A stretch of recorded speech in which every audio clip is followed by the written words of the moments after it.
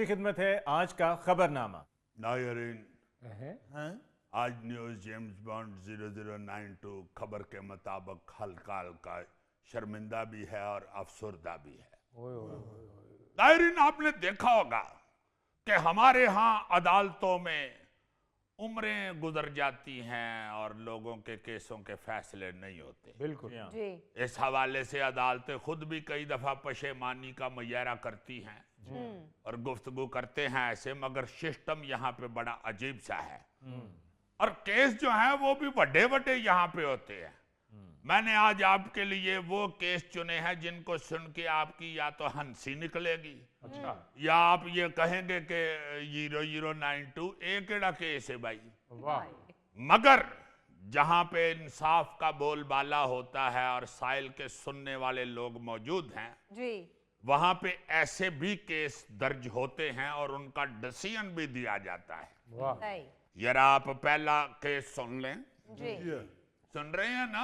हाँ जी, हाँ जी, जी वकील, भैया फिर सुन रहे हो ना? जी जी, मैं सुन रहा हूँ, मैं बह रहा हूँ। नहीं, वो तुमने यार वाल वधा लिए हुए हैं ना, मैंने कहा शायद जेन पे कोई वजन तो नहीं है ना। यार ਅਸੀਂ सुन रहे हैं या नहीं सुन रहे, जी जी करते रवांगे। यार वेरी बैड अली मुमताज साहब, very bad. You are headmaster of अस्पताल, इनको डांटो जरा, इनको कहो कि गौर से सुने। ना करो यार, सुनो गौर से, सीनियर सिटीजन है। यार सुन रहे हैं हम, बड़े गौर से सुन रहे हैं, हमारी रोटी रोजी का मसला है। बहुत शुक्रिया। खबर कुछ यूं है कि चीन में 10 साला बच्चे ने जेब खर्च की रकम खर्च करने पर अपने वालिद के खिलाफ मुकदमा जीत लिया। 10 साला बच्चे युआओं हुई ने अदालत में केस दायर किया था कि मेरे वालिद ने मेरी पॉकेट मनी के 80,000 युआन मुझसे पूछे बगैर खर्च कर दिए हैं, मुझे ये रकम उनसे वापस दिलवाई जाए। कौन सुनाओ? इसीलिए थैले में तो मैं कहता रहा हूं कि अपने बच्चों की पॉकेट मनी ना चोरी किया करो। बच्चे केस भी करा देते हैं। कभी कह देता है यार भेली याद आया हुआ था, फिर मैंने निके मुंडे का गला तोड़ लिया। कभी कह देता है कि यार तुम्हें नहीं पता पॉकेट मनी मेरी अपनी खत्म हो गई थी, फिर मैंने बड़े मुंडे की पॉकेट मनी उठा ली। सिर्फ थैला ही नहीं जेम्स बॉन्ड, तेरी ये खबर सुन के हो सकता साडे सारियां दे बच्चे साडे ते केस कर देन। सुन रहे हो? सुन रहे हो? ओ यार तुम इनको छोड़ो, तुम इस बच्चे की सुनाओ कि क्या स्टोरी है। स्टोरी कुछ यूं है। जी। चीनी सूबे हेनान के रिहायशी इस बच्चे ने नए साल के त्योहारों पर और रोजाना घर वालों से मिलने वाली पॉकेट मनी जमा करके वालिद के खुलवाए हुए अकाउंट में रखवाई थी। अच्छा। बदकिस्मती से उस बच्चे के वालिदैन की आपस में तलाक हो गई। और यार तलाक आपस में होती है और क्या दुकानदार से होती है? यार ये अगर इस तरह इन्होंने टोकना है तो फिर मैं, यार आई एम सॉरी, मैं एक न्यूज एंकर हूं इस वक्त और ये देखे मेरे साथ क्या कर रहे हैं। हाय। यार उनके वालिदैन की तलाक हो गई, चलो आपस में निकाल दो। लो जी, उसके वालिद ने क्या किया, खोचल आदमी था। अच्छा। जाहिर है एवं तो नहीं उस बेचारी नमानी ने तलाक ली होनी, ਉਹਦੀਆਂ आदतां भैड़ियां ही होनियां ने ना, तो निकलियां भी भैड़ियां ही। हाय। उसने क्या किया, डाइवोर्स हो गई तो उसने चुपके से अपने अकाउंट से अपने बच्चे की जो पॉकेट मनी जमा हुई थी ना जी, 80,000 युआन, हाँ जी। वो निकाल के तो दूसरी शादी कर ली। यानी 80,000 युआन अपनी दूसरी शादी ते ला देते। जब बेटे ने बाप से रकम वापस करने का कहा तो उसने अनकार कर दिया। हाय। उसने कहा बेटे वही पैसे ला के मैं तेरी दूजी अम्मी ले आया। बस बच्चे नु चढ़ गया गुस्सा, उन्हें कहा एक मेरी अम्मी छड़ी तो उतो मेरे पैसे दी दूजी अम्मी ले आए हो। उसने मुकदमा दर्ज करा दिया। अदालत ने तफ्तीश करवाई तो पता चला कि बच्चा बिल्कुल सच कह रहा है। अकाउंट में मौजूद 80,000 युआन की रकम बच्चे की ही थी, अच्छा। क्योंकि जाके उसकी जो अपनी वालदा थी बच्चे की, हाँ जी, हाँ जी। उसने भी जाके गवाही दे दी। रिश्तेदारों ने भी जाके कहा जी कि ते सानू भी पता है, असी ईद वाले दिन गए सा ते असी इन्हों 500 युआन ईद दी थी। किसी ने कह दिया जी मुझे बिल्कुल याद है जब ये बच्चा चौथी में से फर्स्ट आया था, मैंने इसको 200 युआन नाम दिया था। किन्ने रल गए जी, जिन्होंने नहीं भी सन दिते उन्होंने भी लहा दिते। ਆਓ ਜੀ ਇਹੋ ਜਿਹੇ ਮੌਕੇ ਤੇ ਕਈ ਗੋਗੇ ਵਰਗੇ ਫਰਾੜੀ ਆ ਜਾਂਦੇ ਨੇ 80,000 युआन जो पूरा करना सी। उसने कहा जनाब इन्होंने बला अजायत व नकाल के तो खर्च कर लिए हैं, मेरे हकूक की खिलाफ वर्जी की है। बस फिर अदालत ने बाप को पूरी रकम सूद के साथ जमा कराने का हुक्म दे दी।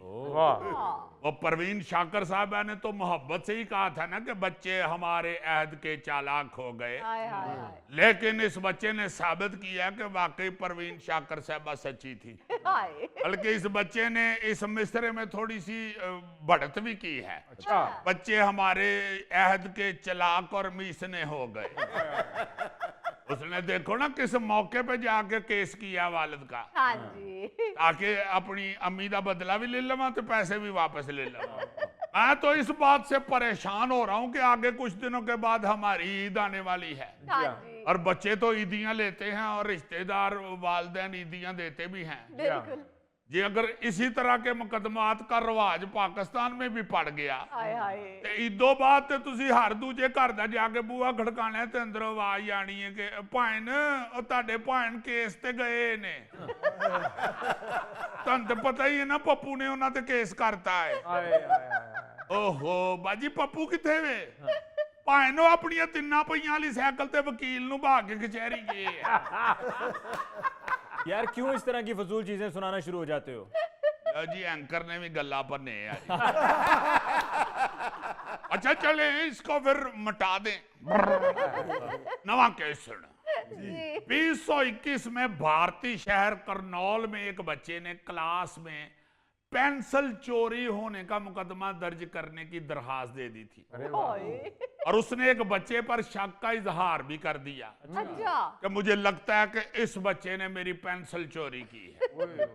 पुलिस वाले बच्चे के साथ जब स्कूल आए तो पता चला कि इन दोनों बच्चों की हुई है लड़ाई, और जिसका वो कह रहे ना कि इसने पेंसिल चोरी की है, इस मुद्दई बच्चे ने पहले उसे काफी फेंटी लगाई है, और अब कोई स्कूल की तरफ से एक्शन ना हो जाए इस डर से जाके उल्टा उस पर केस करवा रहा है।